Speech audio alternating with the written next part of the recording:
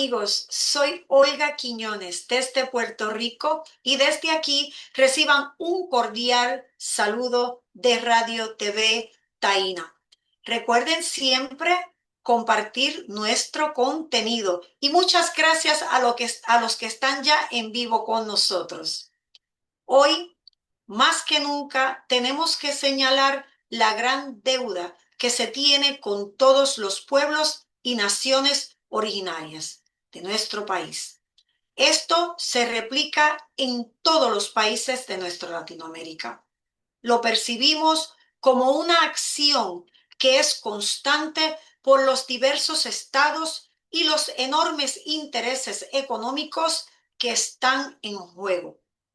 El despojarlos de sus tierras y desplazarlos a lugares donde no estorben es lo más conveniente para los funcionarios corruptos enganchados con los transnacionales o los negocios del narcotráfico que generan gigantescos negocios. Este problema tiende a crecer sin control.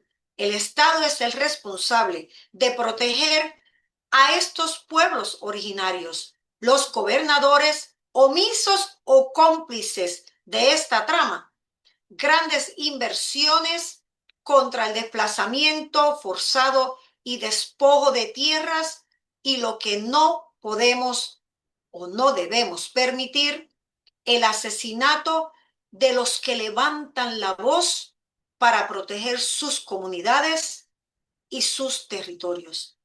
En México, a pesar de un gobierno progresista y el empeño de su titular por buscar el reconocimiento y el respeto a los diversos grupos originarios, en casi todos los estados del país, estos grupos siguen siendo ignorados, desplazados y perseguidos, o asesinando a sus dirigentes. No hay pretexto para no cumplir la protección que les otorga nuestra Constitución. La deuda es histórica y enorme con estos pueblos. No perdamos la atención. No es suficiente las buenas intenciones. Hoy nos honra con su compañía una de las figuras con una consistencia admirable en la defensa de los derechos civiles e históricos de Puerto Rico, abogada laboral, experta ante el Comité de Descolonización de la ONU y actual miembro del Comité Ejecutivo del Movimiento Independentista Nacional Ostosiano, el MIN, defensora legal de la salida de la Marina de Vieques y asistió a los desobedientes civiles. Posee una trayectoria impecable reconocida por el Colegio de Abogados de Puerto Rico. Damos la bienvenida a Wilma E. Reverón Collazo. Wilma, queremos preguntarle, ¿qué es lo que los Estados Unidos quiere lograr? Saludos, muy buenas tardes. Les habla Wilma Reverón Collazo y quiero darle las gracias a Radio TV Taína por esta invitación para dirigirme a ustedes. En el día de hoy vamos a estar eh, hablando sobre un tema que nos ocupa y nos preocupa a todos los hermanos y hermanas latinoamericanos. Y es la situación que está enfrentando Cuba frente a las agresiones de Estados Unidos de América. ¿Qué es lo que está buscando Estados Unidos? Estados Unidos pretende de alguna manera cambiar el sistema de gobierno de Cuba, de alguna manera salir de los actuales líderes históricos de la Cuba revolucionaria. Y ellos quieren hacer eso para tomar control de la isla, para dejar sin efecto todas las medidas que ha durante los últimos más de 60 años, Cuba ha ido implementando como parte de la revolución cubana socialista.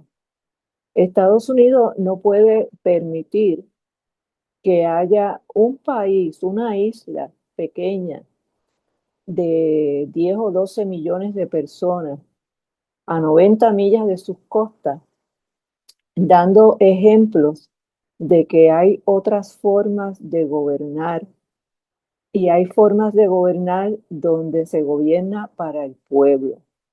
Estados Unidos no puede soportar que con todas las limitaciones que ha enfrentado Cuba a través de todas estas últimas décadas, Cuba haya insistido en mantener un sistema de salud universal para su pueblo, que no solamente lo utilizan para el pueblo cubano, sino que comparten lo que son los médicos y las enfermeras y los desplazan a través de todo el mundo a las comunidades más remotas donde nunca habían visto un médico.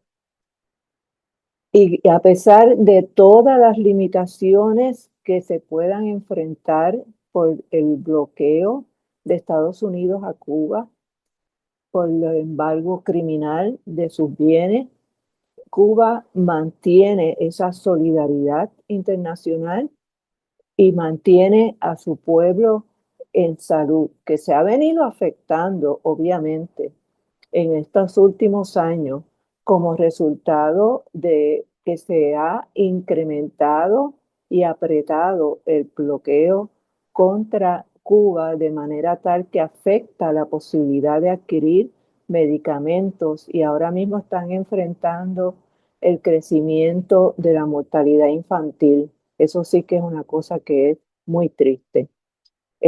Asimismo, la educación del pueblo cubano, eh, que es de las mejores del mundo, reconocida internacionalmente, y Estados Unidos, con toda la riqueza del mundo, no puede competir con el pueblo cubano en términos de educación, y mientras el pueblo cubano, con todas las limitaciones, trata de mantener a su pueblo en salud, Estados Unidos tiene sobre 40 millones de personas que no tienen ningún tipo de servicio de salud a menos que no tengan dinero para pagarlo. Y ese ejemplo tan importante que da Cuba de lo que es la solidaridad, de lo que es utilizar los recursos del gobierno para atender las necesidades del pueblo, es un ejemplo que ellos no pueden aguantar. Y por eso esa agresión constante, ese pisoteo, ese abuso contra nuestros hermanos y hermanas cubanos y cubanas. ¿Por qué todo esto contra Cuba? Recientemente, en febrero de este año, un grupo de puertorriqueños y puertorriqueñas tuvimos la oportunidad de visitar a Cuba para llevar medicamentos. Llevamos alrededor de 34 maletas llenas de medicamentos para el Hospital Salvador Allende, para el psicopedagógico, el Instituto Psicopedagógico y para la Casa para los Niños Sin Amparo. Y pudimos constatar de primera mano que a pesar de toda la tensión que ha provocado a nivel internacional las amenazas de invasión de Estados Unidos, ese pueblo cubano se mantiene firme, con dignidad y con alegría, con todas las escaseces que puedan estar enfrentando. Estuvimos allí durante el apagón. Vimos de primera mano cómo el pueblo cubano manejó un apagón que duró por lo menos 24 horas y cómo en medio de ese apagón seguían saliendo, buscándose los unos a los otros, disfrutando de la vida de la manera alegre que saben disfrutar a los cubanos. Y ese pueblo que está hecho de ausubo, Perdonen que me emociono un poco porque la experiencia fue bien fuerte. Ese pueblo que está hecho de ausubo y caoba de madera noble, ese pueblo está de pie y está en lucha y va a defender esa patria. Yo no tengo la más mínima duda que si Estados Unidos se atreve eh, a agredir a nuestros hermanos y hermanas cubanas, como dijo el general Raúl Castro, si van a morir con, luchando. No se van a dejar ocupar, no se van a dejar gobernar por Estados Unidos, eh, y van a luchar hasta las últimas consecuencias, porque uno lo ve cuando uno está allí. Y por eso es que Estados Unidos no soporta que exista la revolución cubana, que exista un pueblo con esa capacidad de resistencia y esa dignidad y esa capacidad de solidaridad y de amar a todo el mundo como lo tiene el pueblo cubano. Y nosotros podemos pensar que puede haber unas agresiones que hagan más daño de lo que ya han hecho, que es mucho el daño que han hecho. La escasez del petróleo obviamente complica mucho la vida de todos los seres humanos. Nosotros en Puerto Rico lo hemos vivido con los apagones de consecuencia de tener una privatizadora como Luma. Eh, y eso obliga a la gente a enfrentar la vida de día a día, a vivir en el momento y a buscar resolver los problemas de las maneras más creativas del mundo, porque la verdad es que son bien inteligentes para buscarle soluciones a los problemas de la vida diaria. Así que vemos cómo Cuba, que ha seguido firme en su camino de tratar de desarrollar un país justo, un país donde verdaderamente el pueblo pueda tener los servicios básicos de la vida, de la alimentación, de la salud, de la educación, eh, pues vemos cómo ese pueblo no ceja en ese forjar de su destino. Y eso para un imperio, primero que no lo entienden, porque no pueden entender cómo personas desde las limitaciones económicas puedan mantenerse con tanta dignidad y tanta firmeza. Eso no lo pueden entender los Trumps de la vida, ni ninguno de esos billonarios que no saben lo que es verdaderamente el amor. Agradecemos enormemente la participación de la licenciada Wilma Reverón Collazo. Les recordamos la hermandad que tenemos con la programación de Calet Radio Digital en Sudamérica, y en la cual se incluye nuestro programa de Radio TV Taína. Y en correspondencia estaremos compartiendo la programación de Calet en nuestro canal de Facebook. Nuestro segundo ponente, quien nos acompaña hoy, es Pedro Pierre, sacerdote francés con una vida entera dedicada al servicio social. Ordenado en el 1969, Pedro llegó a Ecuador en el 1976 para trabajar con los sectores más populares, guiados por la teología de la liberación y las comunidades eclesiales de base. Su misión lo llevó también a Nicaragua y a la Amazonía ecuatoriana. Actualmente, desde su jubilación, sigue activo formando a comunidades de toda América Latina y acompañando a movimientos sociales en su reflexión y en compromiso políticos. Él nos hablará de la situación sociopolítica y la perspectiva de la religión en el Ecuador. Bienvenido, Pedro. Le preguntamos,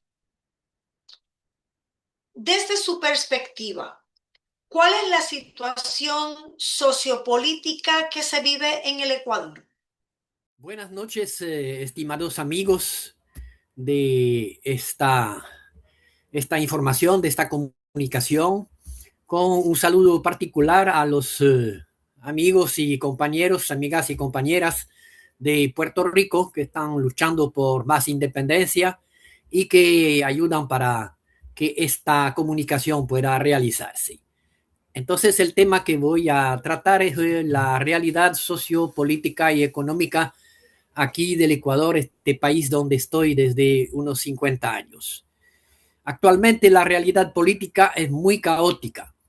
Desde 8 años la democracia se ha transformado en una dictadura de hecho. El gobierno actual controla todos los poderes del Estado y obedece las orientaciones neoliberales del Fondo Monetario Internacional. La corrupción es generalizada. Se van privatizando los servicios sociales y los sectores estratégicos del país. Desde 2017, los gobiernos han pactado con los grupos delincuenciales y los traficantes de droga nacionales e internacionales que someten el país a la violencia, asesinato, extorsiones, sicariato, asalto en la calle y las carreteras. Estamos entre los 10 países más violentos del mundo. Los toques de queda se van sucediendo sin mucha eficiencia contra el tráfico de droga y la violencia, porque en definitiva estas situaciones son generadas por el mismo gobierno. La persecución a los grupos opuestos a la política gubernamental es sistemática, principalmente contra el partido político del expresidente Rafael Correa, las organizaciones indígenas y los medios de comunicación alternativos. Al nivel internacional, hace 2 años, la policía, con orden del presidente, ha invadido la sede diplomática de México y recientemente se dieron acciones militares en suelo colombiano, además de aranceles de 100% a la exportación del vecino país del norte. El gobierno busca reducir la integración latinoamericana. La realidad económica es catastrófica. El presidente se dedica a fortalecer sus empresas familiares, siendo el mayor exportador de bananos del continente. Se ha dedicado al transporte de drogas hacia Europa, donde regularmente sus barcos son incautados. Se han detenido las obras sociales del gobierno para que todo pase a manos privadas. El desempleo ha llegado a 72%, según las palabras del mismo ministro del Trabajo. La realidad social es de gran violencia. La atención en la salud ha colapsado por ausencia de medicamentos en los hospitales y el despido del personal medical. La educación está con un presupuesto mínimo. Los edificios escolares están en mal estado y se despide a los maestros y profesores. Las carreteras son en mal estado, ya que no hay mantenimiento. La migración es importante. Unos 4 millones de ecuatorianos tuvieron que emigrar para ayudar a la sobrevivencia de su familia. Ahora, las remesas son la segunda entrada de divisa después del petróleo. La realidad ecológica empeora constantemente. Los reglamentos ambientales no se respetan, no se consulta a las comunidades afectadas por la minería, lo que aumenta la destrucción de la naturaleza y la contaminación de los ríos. El turismo, que era hace 2 años el segundo aporte de divisa del país, es casi totalmente paralizado. Quisiera decir también unas palabras sobre la realidad religiosa. Si me queda un poco de tiempo, voy a aprovechar. Bueno, sí, habrá tiempo. Entonces, la Iglesia Católica es mayoritaria y muy tradicionalista. Después del concilio, gracias a unos 10 obispos sobre 20, la Iglesia de los Pobres, querida por el Papa Juan XXIII, tuvo un fuerte crecimiento gracias a la multiplicación de las comunidades eclesiales de base. Con el paso de los tiempos, las orientaciones y los nombramientos de obispos conservadores por el Papa Juan Pablo II y Benedicto XVI, el clero fue retirándose poco a poco de las comunidades eclesiales de base. Muchas veces ellas, un número importante de ellas, siguen sin acompañamiento de sacerdotes. Los obispos y el clero en general no se interesan en la situación que pasan los pobres. Denuncian la violencia, las drogas, la pobreza, pero sin especificar las causas. Condenan el aborto, la homosexualidad y utilizan la religiosidad popular para mantener a la gente adormecida y para tener grandes beneficios financieros. El proyecto de una iglesia de los pobres va avanzando de manera lenta. El proyecto que el Papa Francisco había lanzado con la sinodalidad no ha tenido mucho eco aquí en Ecuador. Se prefiere mantener el tradicionalismo, el privilegio y el dinero. Las iglesias evangélicas son muy activas. Los ritos indígenas tienen dificultades para ubicarse y la cultura de los negros está en crecimiento por comunicarnos su identidad. La juventud se va alejando de las prácticas religiosas. Así es Ecuador, mi país, bastante calamitoso. La esperanza proviene de la resistencia de los sectores populares de la ciudad, del campo, de los indígenas y de las mujeres. La iglesia de los pobres se solidariza con ellos. Pequeñas iniciativas van surgiendo para recomponer el tejido social, fomentar la participación solidaria, implementar el compartir equitativo, reconocer la presencia de Dios y el crecimiento del reino de fraternidad y de justicia inaugurado por Jesús. Un nuevo Ecuador se construye desde los pobres, lenta pero tenazmente. Y desde una visión de la teología de la liberación, ¿cómo se ve la perspectiva política y el compromiso en el Ecuador? Sobre la teología de la liberación y su impacto en la iglesia de Ecuador, yo pienso se puede decir que la teología de la liberación nació con el despertar de los pobres. El despertar de los pobres que no querían más un sistema social que los vaya empobreciendo cada vez más. Y entonces entre los pobres había cristianos que participaron de estas protestas y hasta de esta lucha armada. Entonces la teología de la liberación nace de los cristianos que quieren profundizar cómo vivir la fe en esta situación de violencia institucionalizada y hasta de violencia armada. Entonces, el padre Gustavo Gutiérrez fue aquel que escuchó a los pobres de las comunidades eclesiales de base contarles sus experiencias y contarle cómo entendían las cosas y cómo podían empezar a superarlas, especialmente a través de la solidaridad con las organizaciones populares y las guerrillas, ¿no?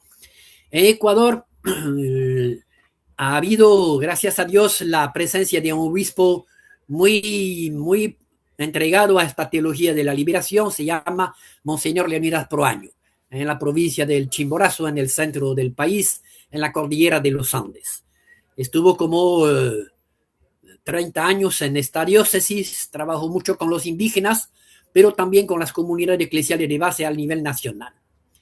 Entonces, a través un poquito de su presencia, de su palabra, fuimos avanzando y descubriendo cómo es la realidad del país. Los documentos de Medellín también ayudan mucho, porque es ahí, por ejemplo, donde se analiza la realidad y se dice que la pobreza es un empobrecimiento, no es una fatalidad, no es que los pobres son vagos. Hay un sistema que empobrece a los unos para enriquecer a los otros, ¿no? Entonces, a partir de ahí uno dice cómo son estas estructuras que Medellín calificó estructura de pecado.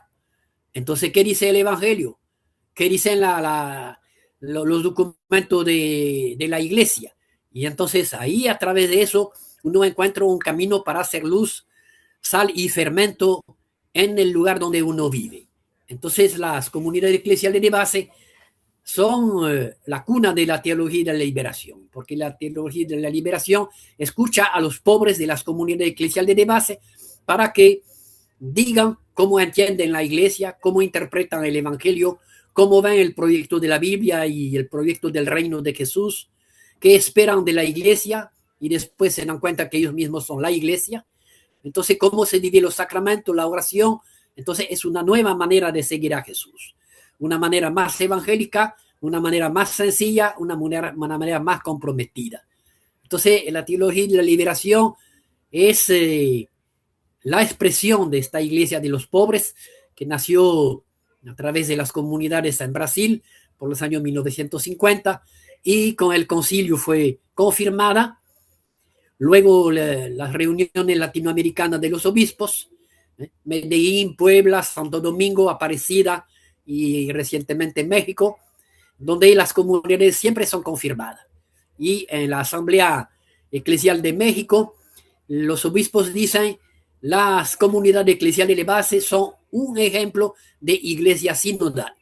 Entonces, yo pienso que eso es muy importante. Es el único grupo cristiano que se ha definido así, los obispos latinoamericanos. Entonces, el camino está trazado.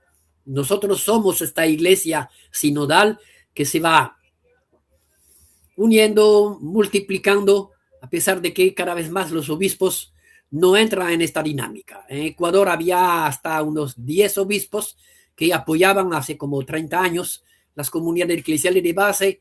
Hoy no hay ni uno. Entonces las comunidades de base siguen al nivel local, al nivel nacional y se articulan también al nivel continental. Entonces, mientras haya pobres, habrá necesidad de una teología de la liberación. Mestiza, indígena, feminista, negra. Yo pienso que los pobres siempre tendrán una palabra novedosa a decir tanto a la iglesia y a la sociedad en general. Yo creo que la teología de la liberación es la voz escrita de la gente que está en las comunidades eclesiales de base. Gracias, Pedro, por su colaboración.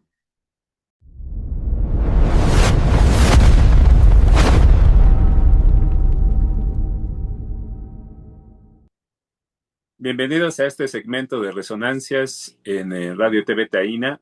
A partir de este programa vamos a iniciar pues esta sección en la cual vamos a dar a conocer diferentes noticias tanto internacionales como nacionales de relevancia para todos. Una de las noticias que queremos dar a conocer el día de hoy es la realización del Encuentro Internacional Antifascista y Antiimperialista que se realizó en la Ciudad de México, en el que participaron diferentes organizaciones de varios países de América Latina.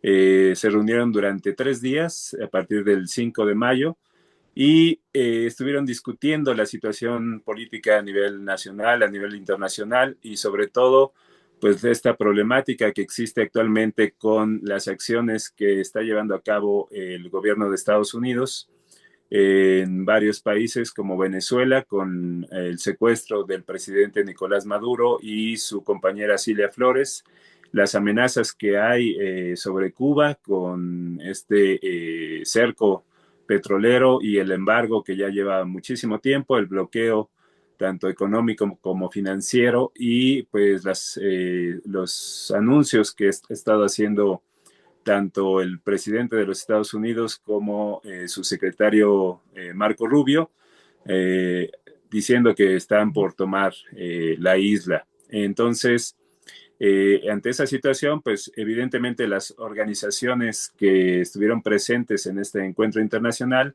manifestaron su solidaridad tanto con Venezuela como con Cuba, así como manifestaron también su rechazo a la guerra que hay actualmente contra Irán y evidentemente también denunciaron pues el genocidio que ha estado sucediendo en Palestina por parte del Estado sionista de Israel y también apoyado por Estados Unidos.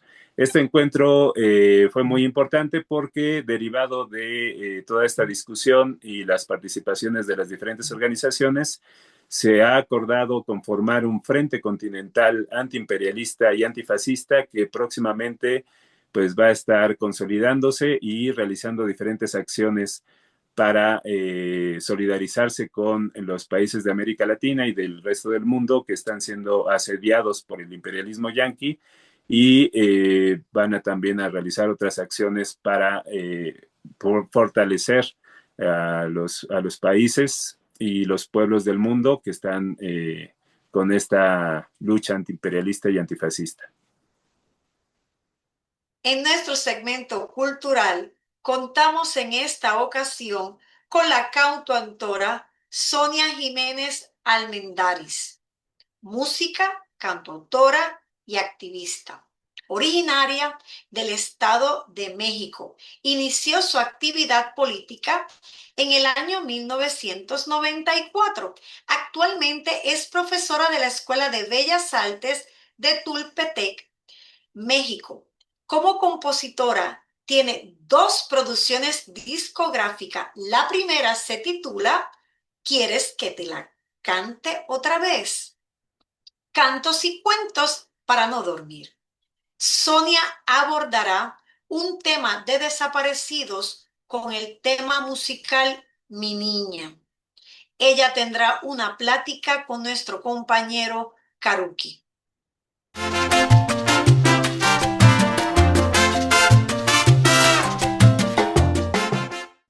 ¿Qué tal? Buenas noches o buenos días, según depende del país donde nos estén viendo. Queremos decirles antes de iniciar nuestro segmento cultural que este mes de mayo que pasó, fue el aniversario, nuestro 5º aniversario, y obviamente pues yo no podía dejar pasar eso, ¿no? Porque quiero agradecer a todos los compañeros que colaboran en el programa, a los panelistas, que siempre hay una gran disposición y puestos para continuar y diciéndonos cuando gusten, estamos presentes con ustedes. Eso agradecemos y obviamente a la gente que nos ha acompañado en el chat en vivo, que tenemos algunos compañeros que criticones con muy buena crítica sobre el programa y hay otros que nos sancionan, pero es parte del proceso. Y bueno, pues hoy en esta ocasión tenemos a una cantautora aquí con nosotros, a Sonia Jiménez. Muy recientemente la conocí, pero escuché parte de su material y bueno, ya estaremos escuchando algo de ella. Bienvenida, Sonia. Muchas gracias, muy buenas noches a todas y todos. Bueno, te agradecemos el que nos estés acompañando. ¿Por qué no nos platicas un poquito de qué haces, qué compones, qué temas utilizas, Sonia? Claro que sí, pues primero que nada, muchísimas gracias por la invitación a Radio TV Taína, gracias Karuki, gracias a Freddy Vadillo y a todo el equipo, a toda esta colectividad. Claro.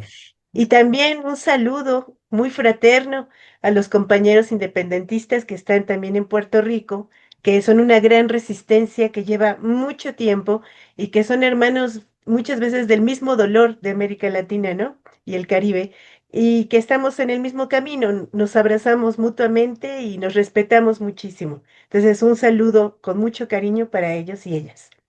Y Gracias, bueno, gracias. Sí, tú adelante, Jimena. me Perdón, preguntabas Sonia. sobre mi trabajo.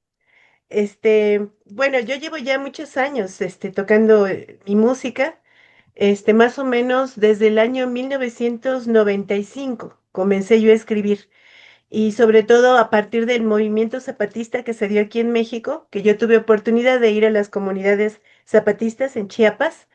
Y ahí fue donde conocí a muchas otras personas que decíamos, bueno, nosotros hacemos esto, pintamos, bailamos, hacemos música, pues tenemos que hacer producciones también que hablen un poco de lo que nosotros estamos viviendo, ¿no? O sea, tenemos que dejar el registro mediante la labor que nosotros hacemos. Así fue como comencé. Sí, se nota oficio, Sonia. Oye, Sonia, sé que también tienes formación musical, es así, ¿no? Así es, yo estudié.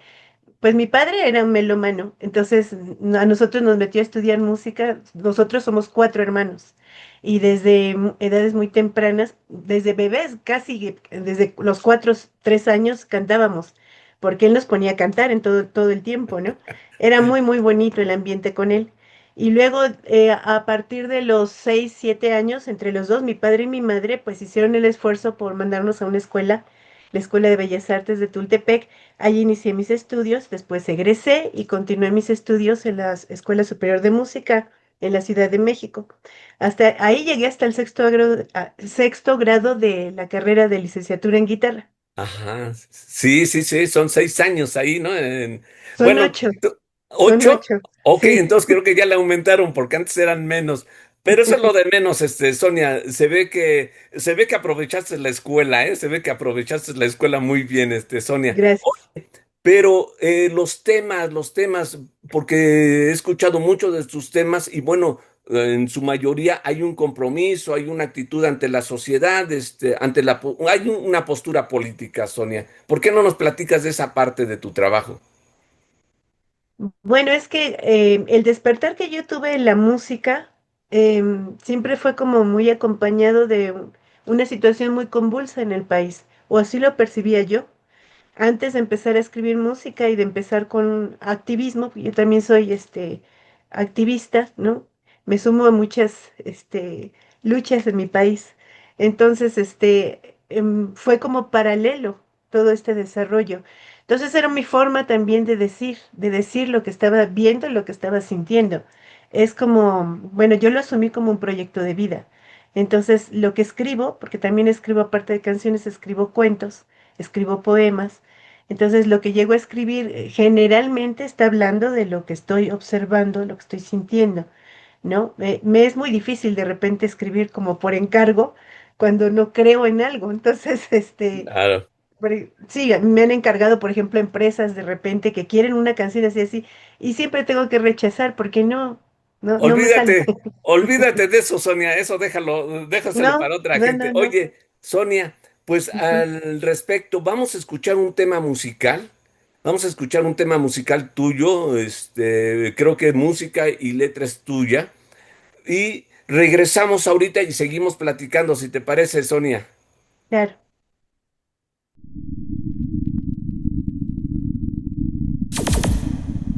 Música indie.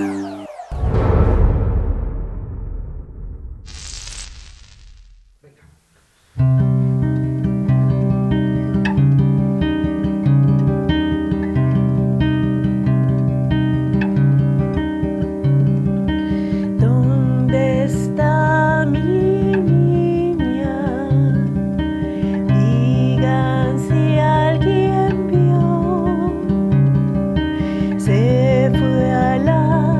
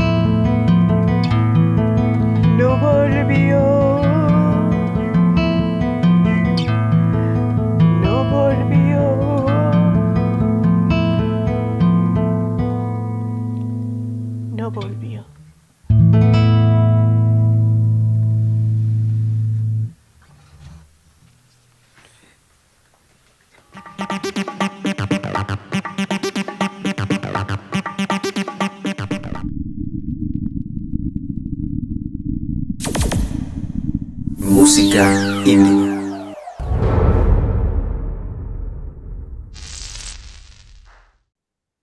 Ok, bueno, pues ya escuchamos aquí este tema, Mi Niña. Se nos olvidó decir el título del tema que estamos escuchando, pero el título es Mi Niña. ¿Es así, no, Sonia? ¿Qué nos puedes decir de este tema musical, Sonia? Esta es una canción que surgió cuando aquí en México se reveló el caso de muchos, en ese tiempo no se llamaban feminicidios, se decían nada más asesinatos de mujeres, ¿no? Y entonces surgen varios grupos que buscando a sus hijas extraviadas, sobre todo en Ciudad Juárez, ahí fue donde se destapó todo. este, pues yo empecé a escuchar la historia de estas mujeres, de las madres que quedaban también como víctimas de estos feminicidios, que gracias a ellas también se elevó el estatus a rango de feminicidio, el asesinato que se cometía contra estas mujeres por el hecho de ser mujeres. Entonces, con estas mujeres que yo empezaba a escuchar, que buscaban a sus hijas por todos lados, pues fueron, digamos, la experiencia que yo quise de alguna manera decir al hacer esta canción, porque habla o intenta hablar, ni siquiera puedo decir que habla, intenta hablar en mi imaginación de lo que puede sentir una madre que está buscando a su hija. Terrible, sí, Sonia. Incluso la parte esta de la armonía que utilizas, sí sentimos, o sea, obviamente a ti también te pega mucho ese tema y yo creo que a mucho de nuestro auditorio, obviamente le va a mover muchas cosas, ¿no? Internas, ¿no? Coraje, rabia, porque expresarlo de alguien, de una madre que ha perdido a una hija o ha extraviado una hija, debe ser extremadamente terrible una situación de esa y lo vivimos y como bien en otro momento lo comentamos, no es solamente en México, Sonia. Así es. Cuando se destapó aquí digamos, lo que estaba ocurriendo en Ciudad Juárez, pues después se ve que no es solo Ciudad Juárez. Yo estoy viviendo en el Estado de México y es uno de los estados con mayores feminicidios, ¿no? En el país. Pero además después se vio que no era solo el Estado de México, tampoco era en todo el país, en todo el continente y en todo el mundo. Entonces, esta situación que nosotros estábamos viendo, que era algo que compartíamos con la mayor parte de los pueblos del mundo, pues nosotros teníamos que, bueno, yo tenía que plantearlo en esta canción, porque sí era es como un tema todavía muy urgente, por desgracia, vigente, ¿no? Así es, Sonia. Sonia, y bueno, pues para seguir escuchando tu música, ¿a dónde tienes redes? ¿Hay algún página tuya? ¿Cómo te localiza la gente que quiera seguir tu trabajo, Sonia?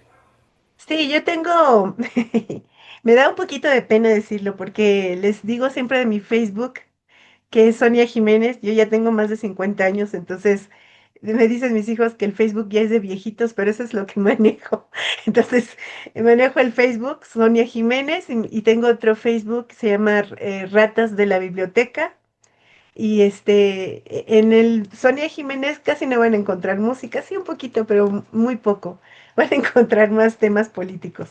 Y en Ratas de la Biblioteca sí pueden encontrar poesía, pueden encontrar música. Y en YouTube hay algunos videos míos que igual con el nombre Sonia Jiménez. Y correo sonaja72@gmail.com.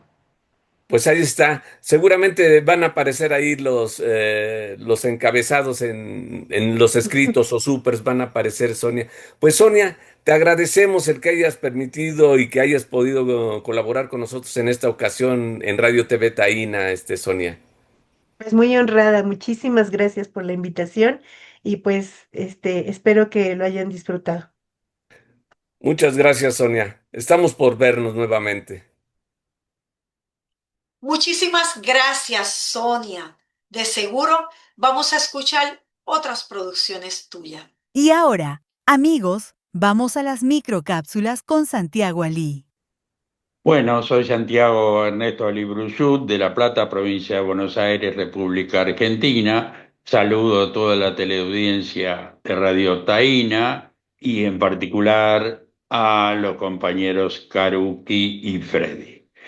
Bueno, continuando con el tema de vinculados al aire, la tierra el fuego y el agua, que expusimos con una introducción la vez anterior en una anterior microcápsula. Ahora hablaremos de la Ley de Bosques Nativos, que es del año 2007. El tema es que todas estas leyes que estamos mencionando, la ley de glaciares, la ley de bosques nativos, la ley de fuego, la ley de propiedad de la tierra y también la ley de fronteras y leyes complementarias, todas tienen que ver con la flexibilización de la protección ambiental, con la presunta atracción de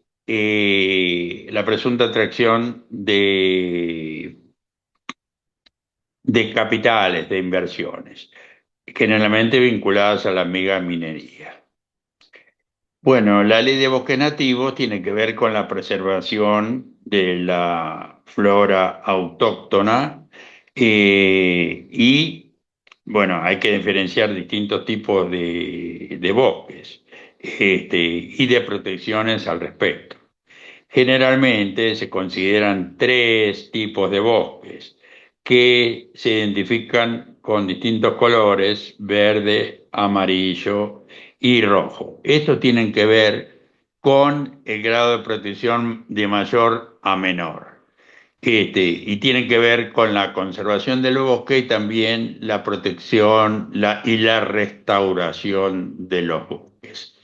Esto en el 2007 fue la ley 26.331, pero ahora la quieren reformar porque este gobierno se ha planteado remozar, o con un carácter regresivo, mejor dicho, gran parte de la legislación argentina. Y todas estas leyes que estamos hablando tienen que ver con los bosques, con el fuego, con la propiedad de la tierra, con la existencia o no de los glaciares, y con el rol que tiene el Estado Nacional, las provincias y el control hacia los inversores extranjeros, muchas veces ligados a la minería o en algunos casos a la producción agrícola ganadera. Esto es muy importante tener en cuenta que la protección ambiental mínima es un requisito necesario para la hora. No podemos creer que dejar todo librado al mercado o a la buena voluntad de los inversores. Muchas veces los inversores son saqueadores. Hay que tener en claro esto. Por eso es bueno analizar estas distintas leyes como un todo orgánico. Esto que hablé ahora, la ley del bosque nativo, que tiene que ver con la ley de glaciares, tiene que ver con la ley de fuego, tiene que ver con la ley de la propiedad de la tierra y tiene que ver con la ley de fronteras. En próximas cápsulas ampliaremos y nos centraremos en las otras leyes que faltan desarrollar. Nuestro último ponente, el doctor Alejandro Medina Icochea, es abogado de la prestigiosa Universidad Nacional Mayor de San Marcos, escritor, artista plástico, gestor cultural y conferencista. Ha publicado libros en México, Chile y en Estados Unidos. Participa en encuentros internacionales de literatura. Él comentará en su intervención la necesidad de la participación de los intelectuales y artistas en este momento político del Perú. Son momentos de definición y la dirección del país requiere de toda la población para recomponer la dirección del Perú. Le preguntamos, ¿qué papel deberían asumir los intelectuales, artistas y escritores frente a la situación actual del Perú? Un saludo para Radio TV Taína y para los amigos puertorriqueños quienes están en esta causa justa de la lucha por su independencia. Respecto a la pregunta que se me acaba de hacer, yo quisiera un poco darles un contexto. Como se sabe, yo soy peruano El Perú está pasando ahorita un trance político muy grave que los hermanos latinoamericanos deben conocerlo a más profundidad y qué mejor que un peruano se los cuente, ¿no? Antes de contestar la pregunta, la democracia ahora está atacada, siendo atacada, está bajo ataque en el Perú. Ahora se ha polarizado el país realmente como nunca, se ha vuelto a polarizar. Cada vez que hay elecciones en el Perú se polariza, ¿no? Por un lado está la derecha y por otro lado está la izquierda. Y en digamos, en esta guerra política que hay también un tema clasista y un tema racista, demasiado evidente, ¿no? Por un lado están aquellos blancos y los que se consideran blancos, y están aquellos que son indígenas, amazónicos, o gente de provincia, ¿no? Eso es el racismo, ¿no? Y también opera el clasismo, porque por un lado están aquellos, los empresarios o la gente que considera que el modelo liberal o neoliberal es el que ellos desean para el país, y están las izquierdas, ¿no? Que propugnan un cambio radical en el aspecto económico, incluso con un cambio del capítulo económico de la Constitución, ¿no? Que es importante, ¿no? Entonces, en medio de esta polaridad que existe, yo quisiera decirle a los amigos latinoamericanos, esto lo digo cada vez que se me presenta la ocasión, que el Perú está viviendo ahorita una dictadura, pero una dictadura no la típica, esa dictadura que sacaba tanques a las calles y que a punta de fusiles sometían al pueblo, ¿no? Sino estamos viviendo una dictadura parlamentaria, donde el Congreso ya no usa tanques, sino que el Congreso instrumenta las leyes para someter al ciudadano. En este juego democrático, los generales, ¿no? Que antaño eran los que fomentaban y ejecutaban la revolución, las dictaduras, perdón, han cedido paso a otros protagonistas, aquellos que como yo usamos la ley, los abogados. Se ha hecho muy corriente que los abogados generen leyes. Ahora estamos viendo un tipo de leyes que le llamamos pro crimen, porque favorecen a aquellas autoridades y congresistas que han cometido delito, pero que en consecuencia también favorecen a los criminales, llamámosles de delitos comunes, ¿no? Entonces, el abogado cobra un protagonismo, pero nefasto para la democracia peruana. La interpretación de las leyes ahora en el Perú se hace a través de un tribunal constitucional que es una suerte de instancia superior, que aún va sobre el poder legislativo y aún va sobre el poder judicial, ¿no? El legislativo que es que crea las leyes y el judicial que administra justicia. Ahora existe una instancia superior a ambas que es el Tribunal Constitucional. Entonces, este tribunal ha dejado de ser, digamos, cumplir un rol de autonomía, o no, sino que tiene un sesgo político. ¿Por qué? Porque la elección de los miembros del TC se hace a través del Congreso. Y como dije, estamos en una dictadura parlamentaria, no es un presidencialismo, ¿no? Entonces, ¿cuál es el rol que cumplimos en esta coyuntura, en este contexto? Los intelectuales, los escritores, los artistas, los folcloristas, toda aquella persona que está inmersa en la creación, ¿no? Aquellos que tenemos el oficio de las artes en todas sus expresiones, ¿no? Es tal vez el papel más crucial que existe. Yo creo que es el mismo que existe en todos lados, que es el de dar un ejemplo, ser paradigmáticos en ese sentido, ¿no? Nosotros demostrar con nuestro ejemplo que existe conciencia, aún conciencia social, ¿no? Y nosotros ser los portadores de la conciencia crítica del país. Darles el ejemplo y también demostrar cada día en el debate público las narrativas oficiales y desmentir estas narrativas oficiales. Y finalmente, un rol que podemos tener también es la de fomentar la historia, porque aquel pueblo que olvida su historia está condenado a repetirlo. América Latina ha visto a lo largo de su historia estas destrucciones de la democracia, ¿no? Destrucciones por dictaduras de la derecha.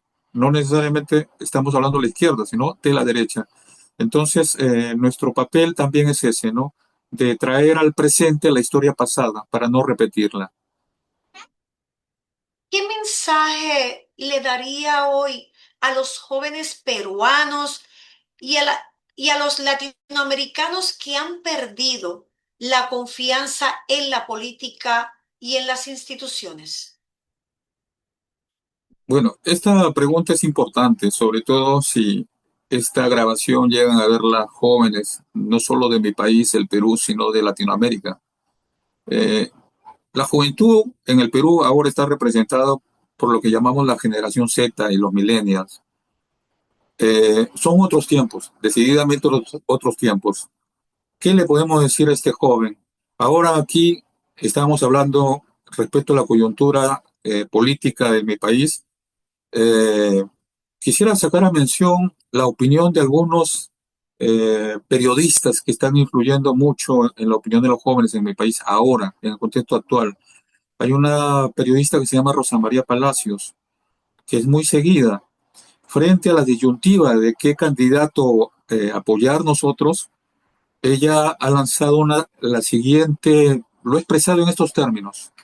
Ella dice que los jóvenes y los ciudadanos vamos a elegir entre el comer, la economía o la democracia y el socialismo. Entonces, aparentemente, si te lo colocan así, pues la mayoría de jóvenes van a decir, pues yo quiero comer, ¿no? Entonces van a optar por una opción que tal vez no es democrática, que es la de Fujimorismo, que ha sido cruenta para el país, pero nos están conduciendo a ese camino. Entonces el mensaje es que los jóvenes, el mensaje que yo le podría dar es que piensen con pensamiento crítico, ellos mismos saquen sus propias conclusiones, vayan y revisen la historia del país, revisen lo que fue la dictadura de Alberto Fujimori, como todas las dictaduras militares que ha padecido América Latina, y que decidan bajo esa propia opinión. Ahora es cierto que en el Perú, según el Instituto Nacional de Estadística e Informática, INEI, existen 8 millones de personas en extrema pobreza, imaginen ustedes, y 11 millones, que viene siendo un tercio de nuestra población, a punto de caer en la extrema pobreza. Son cifras oficiales del INEI. Entonces, existe hambre y es lógico que esto sea un recurso para que a través de lo económico se trate de manipular la decisión. Pero ¿qué tenemos que hacer los pueblos? Tenemos que enfrentar con dignidad, ¿no? Algunos me dicen, pero Cuba, ¿qué pasa con Cuba? Pero el tema es que Cuba es un pueblo que no tiene comida, pero tiene dignidad. El hecho es de que involucremos ahora la dignidad que debe tener todo ser humano. A través de la educación se influye poderosamente, los estados influyen poderosamente en el pensamiento de los jóvenes, en la idea de que todo es material, todo es riqueza, el iPhone más caro, en los viajes y todo lo demás. Y se descuida el aspecto espiritual y la dignidad. Entonces, cuando el joven recobre su dignidad, no le va a interesar qué comer, porque más importante va a ser la salvación de él como ser humano, su integridad moral, esa libertad que busca incluso Puerto Rico ahora, ¿no? De la que hablábamos. Eso supera lo económico. Entonces, el mensaje para los jóvenes es que no se sometan, que guarden, que sean la conciencia crítica, que sean la última línea de combate, la última trinchera del pensamiento de libertad, de dignidad de los pueblos latinoamericanos, ¿no? Es importante porque nosotros vamos a pasar, tal vez, vamos a pasar a la historia. Mañana no seremos los protagonistas van a ser los jóvenes. Entonces, si ellos se desmoralizan si ellos no tienen una esperanza en la democracia, ¿qué viene siendo? Es participación. Y hay un monstruo que persigue a todos los jóvenes. La idea que se ha instalado en su conciencia de que la política es politiquería y es nefasta y es destructiva.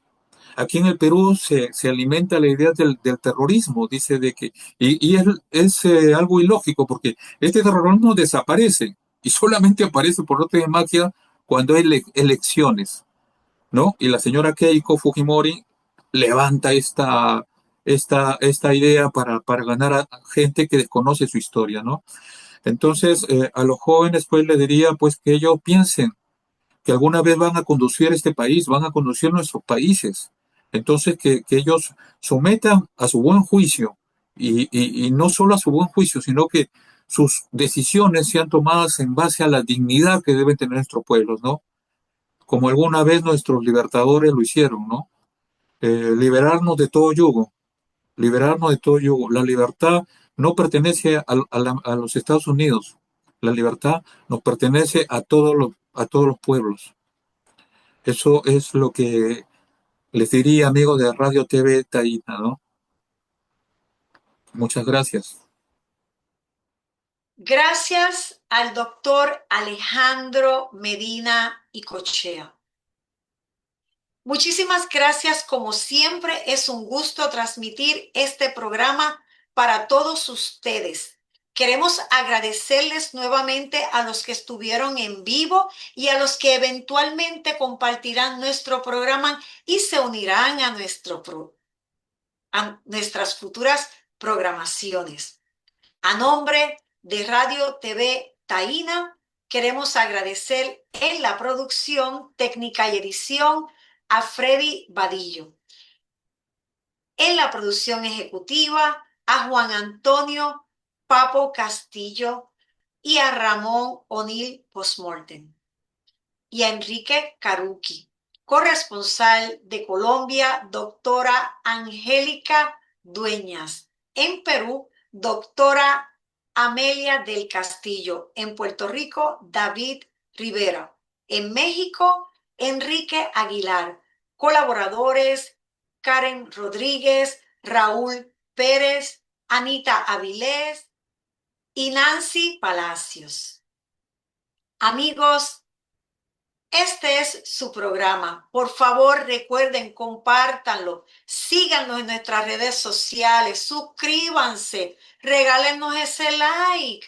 Se despide en esta ocasión Olga Quiñones. Esto es Radio TV Taína.